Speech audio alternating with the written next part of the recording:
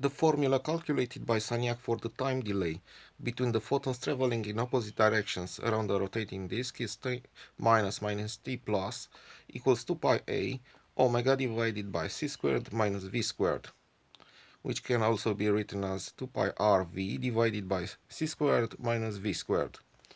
Its relativistic mirror is t minus t plus equals 2 pi r v divided by g times c squared minus v squared. Both of them allow r to take any value. R can be and will be taken as r tends to infinity. I will choose an infinitely large disk. When r tends to infinity, the line of the circumference of the circle is to be approximated as a straight line. The consequence of it is that if you measure the speed of light from a vehicle traveling in a straight line with the speed v, you will measure the speed of light coming towards the vehicle from the front as being v equals c plus v, and the speed of light coming from behind the vehicle as being v equals c minus v, at least as long as the rays of light are emitted from sources traveling at the same speed and in the same line with the vehicle. This is to limit the statement precisely at what is proven by practice. The Sagnac derivation starts from measuring a composition of speeds, c plus v and c minus v respectively. V is measured at its full 100% magnitude in this composition of speeds. It is a 100% contribution of v, not x% of v in c plus minus v. It is not a gradual ratio of the contribution of v proportional with the radius r or with anything else.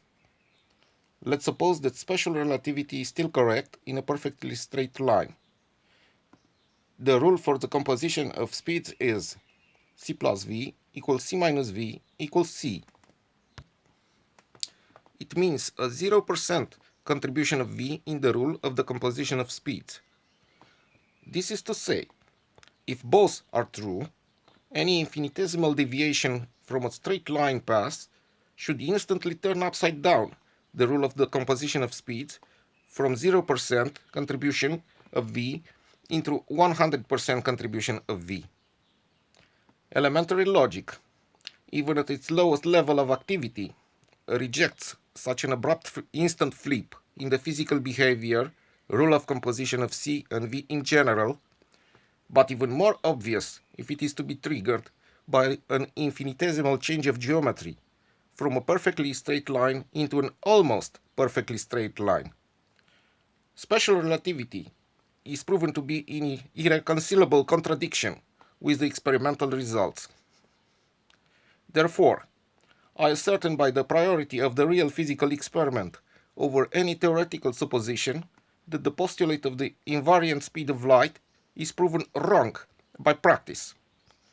Therefore, special relativity and all the equations and predictions based on it are to be considered wrong, as being the direct fruits of its fundamental error of judgment. There are only two options available in physics. Either the ether exists or it doesn't. By proving special relativity to be wrong, I had simultaneously proven that ether exists. I consider this to be the most important and consequential breakthrough in physics since Maxwell.